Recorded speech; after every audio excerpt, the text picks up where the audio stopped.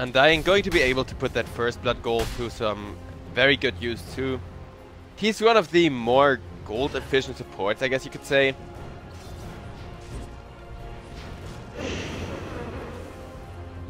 He doesn't necessarily need it, unlike a bunch of other heroes. Undying doesn't really need any item to be effective. However, they do increase his effectiveness immensely. And Undying with, let's say, just something simple like a soul ring or mana boots can get so much more work done, especially because he's probably going to linger around in fights. He's probably going to stay on the sidelines, heal people up from the back, and just steal away strength. Where if you compare that to, I don't know, let's say, for ease of comparison, a Sand King. Sand King, he's a frontliner, he's somebody who goes in up close and personal. He's either going to just secure a kill, or going to die, or the enemy is going to disengage. As a Sand King, you're always going to have to put yourself in harm's way to be effective. It's how the hero operates after all. So you can't really get a little bit of gold and be satisfied with that.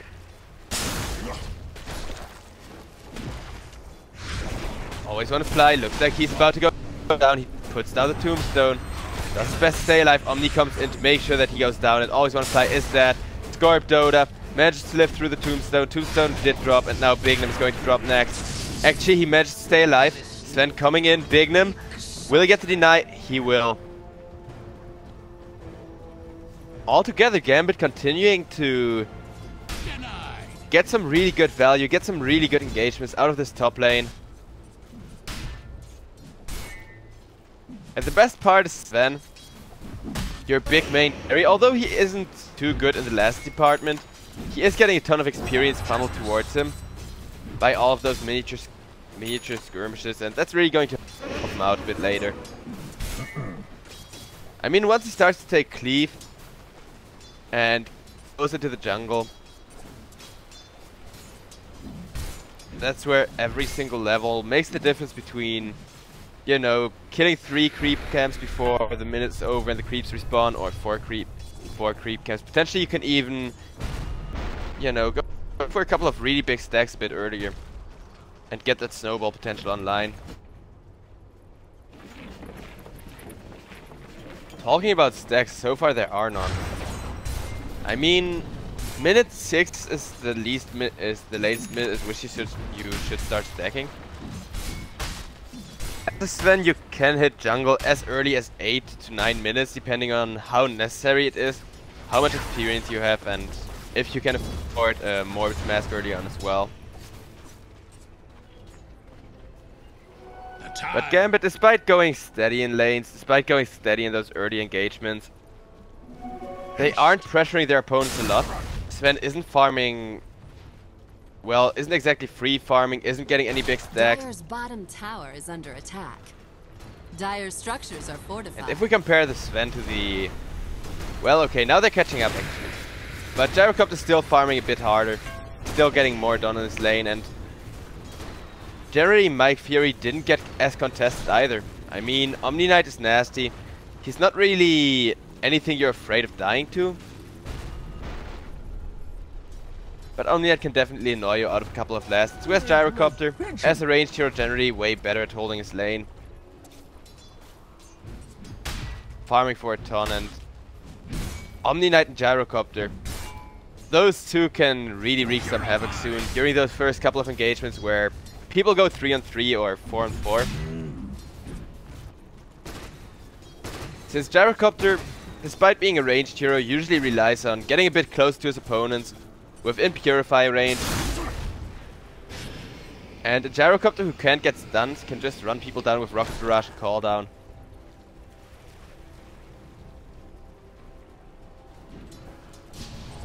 So Gambit, they need to just get a little bit extra on Dachak, who's currently forced to teleport out. Meanwhile, always want to fly got dropped on the mid lane. And Dota Mastery. Dire's middle tower is under attack. They seem to be doing well for themselves at the moment.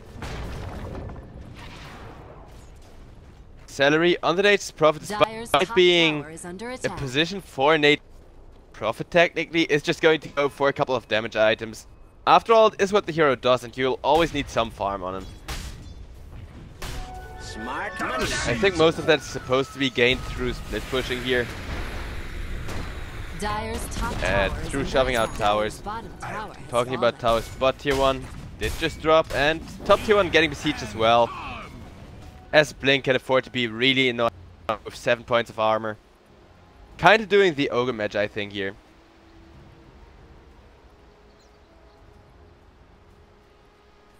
So, we're going to go to a bit of a pause, and there's not really a ton to talk about as of yet.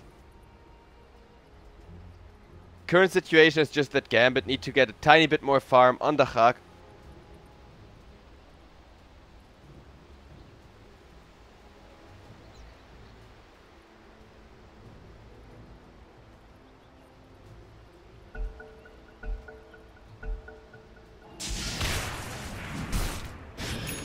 Dire's top tower is under attack.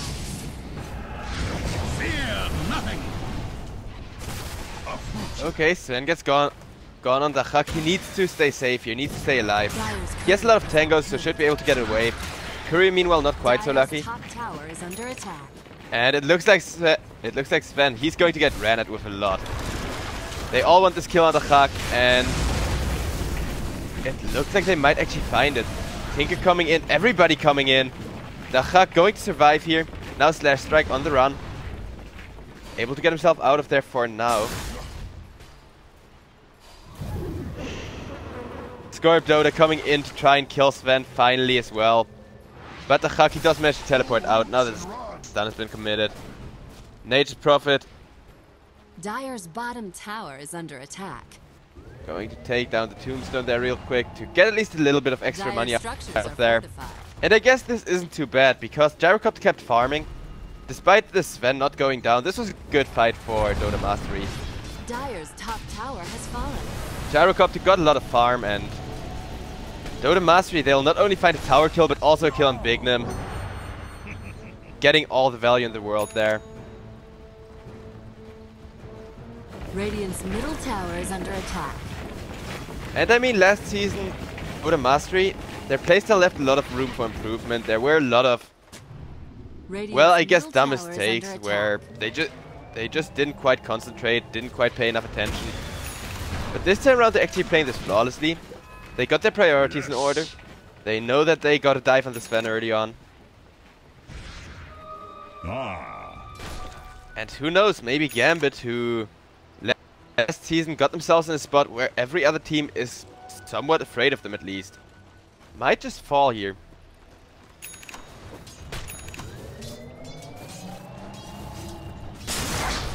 We've had some teams already set themselves up really well in this new season. The new Comanche lineup looks pretty fierce. But Gambit, they completely dominated last season, so I have some trouble just believing that the game is gonna go in the direction of Dota Mastery from here. Gambit, they definitely gotta have some ace up their sleeve. And I mean, if we look at Tinker, Iceberg, he is pretty well farmed, so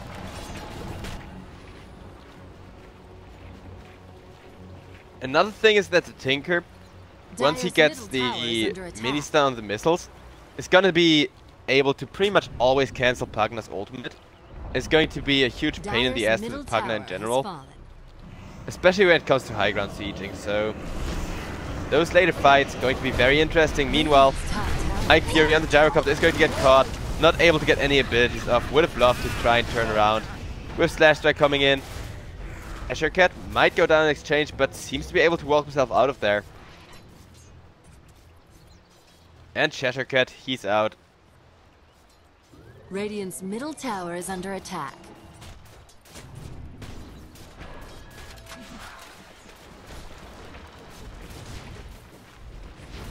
So Dota Mastery, they're scary. They're showing a lot of lane presence.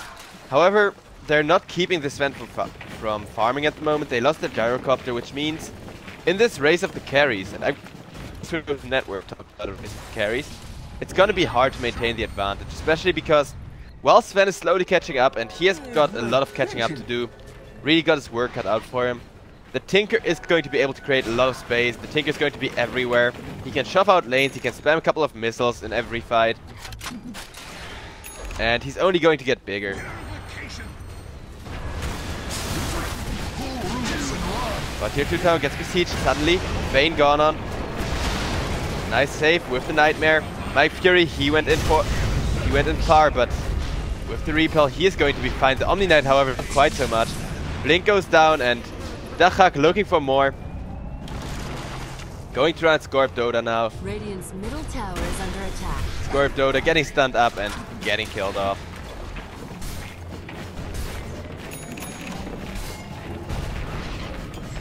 So at this point, Gambit suddenly able to become the dominant force again. Especially with Tinker, who's able to, after every single fight, get something done with that. Radiant's middle I mean, tower as a is Tinker, under you can attack. just... The second the fight ends, the second you see the last enemy die or get away, you can just start to teleport to the next lane. You don't have to really push out a ton and wait for creep waves to run. You're a Tinker, you get to be everywhere. And Slash Strike, he goes down, but Iceberg going to get caught. Nightmare to try and save him. And with the Undying, they do manage to get Tinker alive. To get Tinker out of there alive. Just sitting on freaking 12 HP there for a second. That was actually really scary, but... Gambit, once again, they're showing why they deserve to be in this cup. And it isn't necessarily their great strategies, or... In this case, it isn't exactly Sven free farming, which is how you usually expect a strong team to run a lineup like this. But Team Gambit, they recognized, okay, Sven is going to get pressured. Let's instead focus on the Tinker, who is now going really well.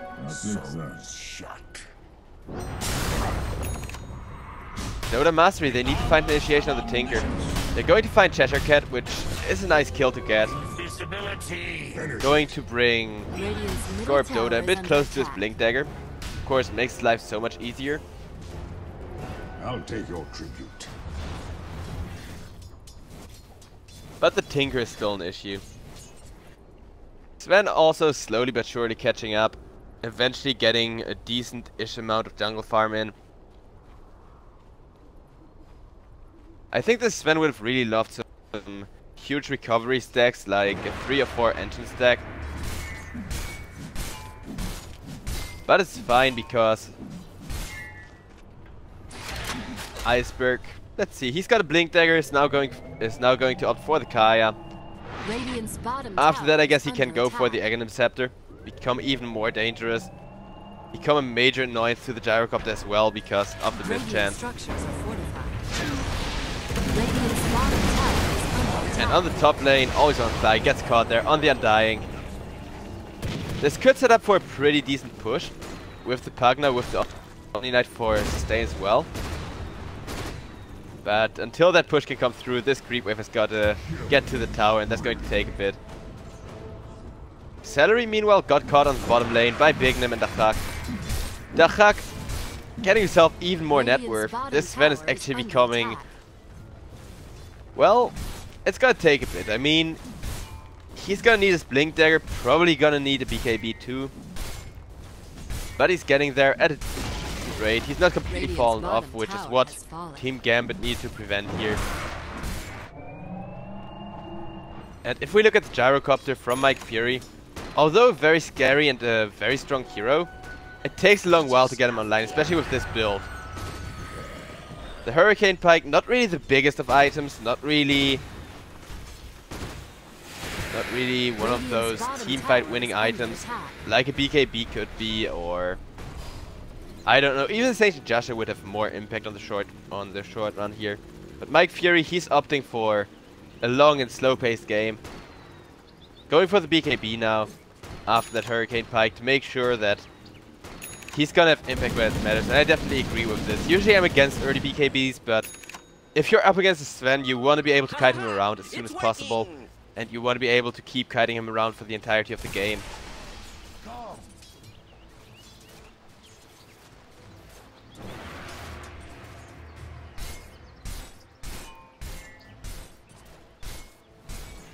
This support Nature's Prophet, it's so weird. I can't really wrap my head around it. Going for an Orchid, a much needed item against Tinker in general.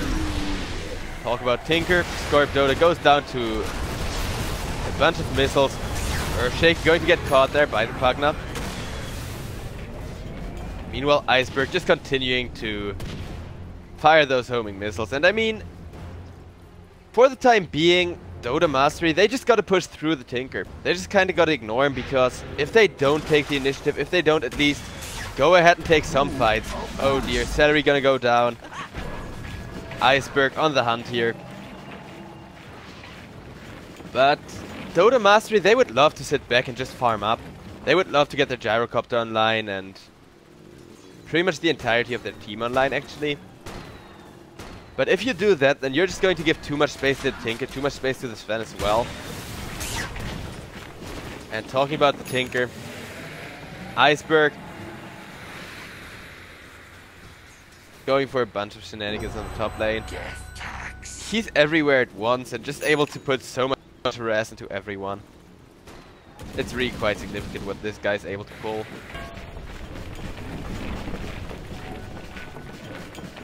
Homing missile finally caught up to him too.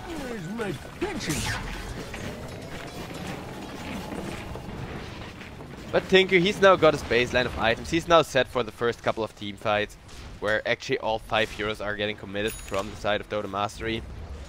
The next step would, I guess, be the Aghanim Scepter.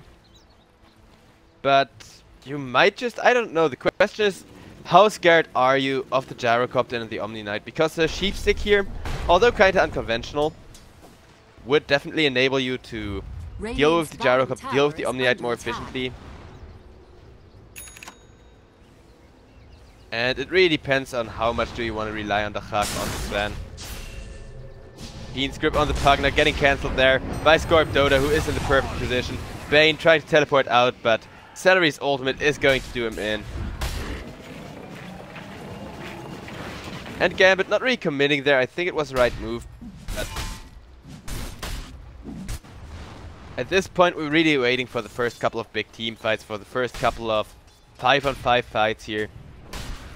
Since those are what's definitely going to change the game, what's definitely going to change the pace a bit. Now there is a big stack for the Sven, but it might just be a bit late, because not only did this stack get spotted out, Gyrocopter is now also able to take big engine stacks. Gyro a bit slower than the Sven, doesn't really require as much in terms of items, but Dire's middle tower is under attack. Generally, you need your level 4 Black Cannon. You need some sort of damage output before you can go for those big stacks. Whereas Sven, he just presses R, procs a massive match. That's pretty much all he needs. And that big stack going to go in the favor of Dota Mastery. So much gold swinging around. We actually have a very close game on our hands now.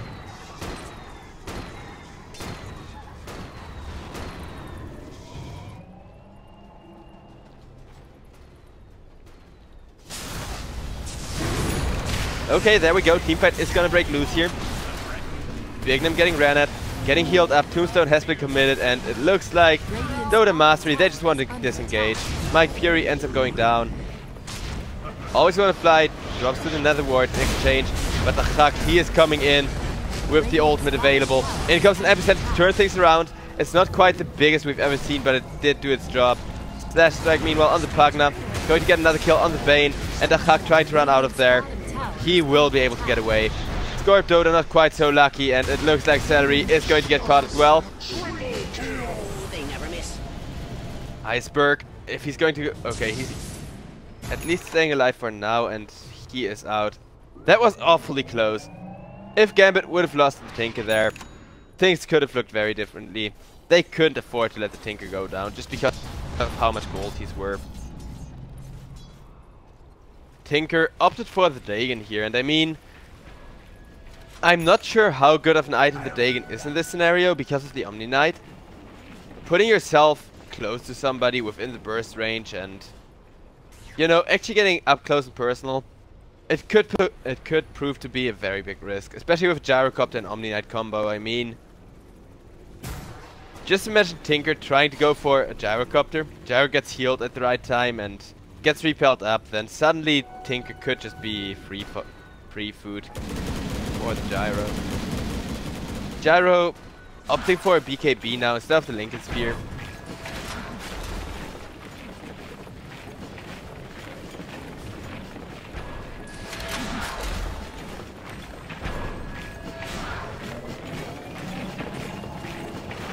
And Iceberg, meanwhile, just going completely out of control. This guy is going 6-0. I mean, we saw the Sven get stopped to some extent. At least people try to shut him down, prevent him from farming for quite a while. But both Sven and Gyrocopter are going really steady, whereas,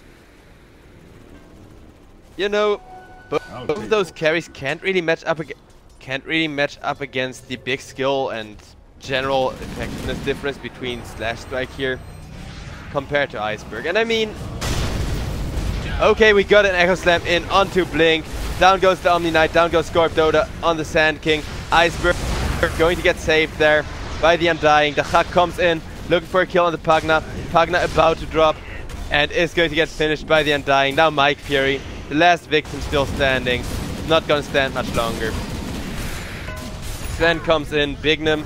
Took a lot of damage out of the process, but it's fine because he didn't drop. Now there's nobody to kill him left on the map. And meanwhile Tinker pushing out the bottom lane, making sure all of those towers are taking a bit of chip damage from the creep waves. Radiant's bottom tower is under attack. Iceberg just getting so much work in. Once again. And all of a sudden it looks like Gambit, they are back in firm control of this matchup. Despite Dota Mastery getting a very strong start and knowing exactly what they had to do, Dota Mastery didn't quite succeed in doing what they planned to.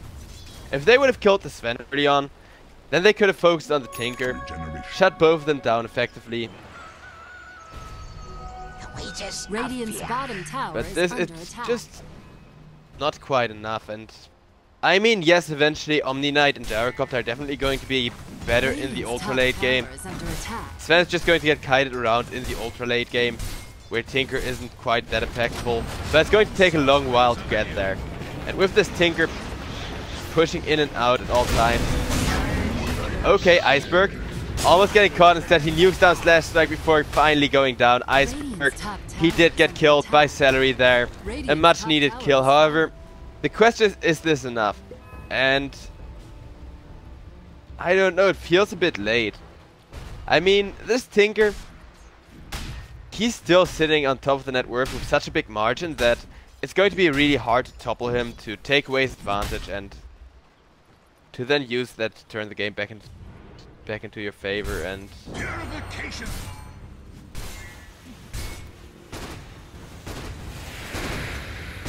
mid-tier 2 town now getting pushed in. Dota Mastery, they need to push in general quite a bit more. I mean, Nature's Prophet not really having a ton of impact. Meanwhile Tinker, every time he gets to work on the tower, he just deals a little bit of damage, but every single time after fight, a little bit of damage is going to add up, as we can see on the bottom tower. Top tower still intact for the time being, but how long is it going to take for Tinker to wiggle it down? I don't really think it's going to be a long while.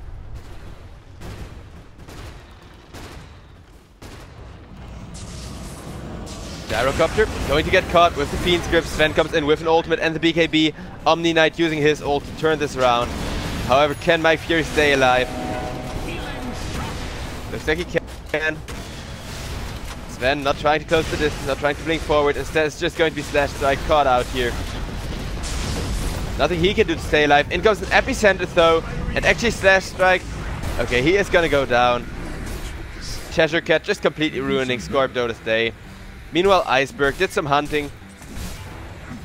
And in the end, it's gonna be a full-blown team wipe. Despite it being a very drawn out, a very tedious fight, and despite Dota Mastery almost being able to get away, it's not quite enough. Radiant's top tower is under attack. And now Team Gambit gonna grab themselves a Roche, make sure that the Hug on the Sven, or actually, I wonder who they're going to give it to. Radiant's top tower is under attack. I mean, both the Hug and Iceberg would really benefit from it a ton. Roshan has fallen to the dire. And it's gonna be the Hug's Aegis, okay.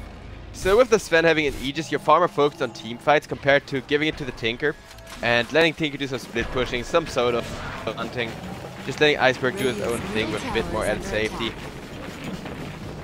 And I'm not sure which would have been the better choice, since either way, Gambit are in a good spot. There's really nothing they gotta worry about, except for maybe a very good initiation. Radiant's bottom tower Pugna gets is slammed under down by the Earthshaker for a ton of damage, and Cheshire Cat, I like how he plays that slightly more aggressive Earthshaker here. With the Shadow Blade, just adding a tiny bit more damage, not completely focused on that Echo Slam and on just keeping people stunned up. Since, although it's not going to be a lot of damage compared to the Tinker and the Sven, which I guess is kinda obvious, it's still going to help a lot, and it's still going to help, and it's still going to have a lot of impact. Radiant structures are The bot tier 2 getting defended there by Celery, but Tinker, he is making himself noticed. He is actually having an impact and forcing reactions out of Dota Mastery, which buys even more space for the Hak here to further his lead on the Gyrocopter. Talk about the Gyrocopter. Iceberg at it again, finds another target to nuke down. Is now opting for the BKB instead of the typical Aghanim's build. And Blink got himself caught. Celery going down as well. Iceberg not quite able to get out of there though. Okay, now he's just gonna get away. Nice. Very nice script there actually. Setting up for another kill on Slash Strike. Now Dota coming in. Would love to kill Cheshire Cat, but Cheshire Cat's beefy. And in the end, Dota Mastery, they just end up losing fight after fight. Meanwhile, on the top lane as well, Sven pushing in.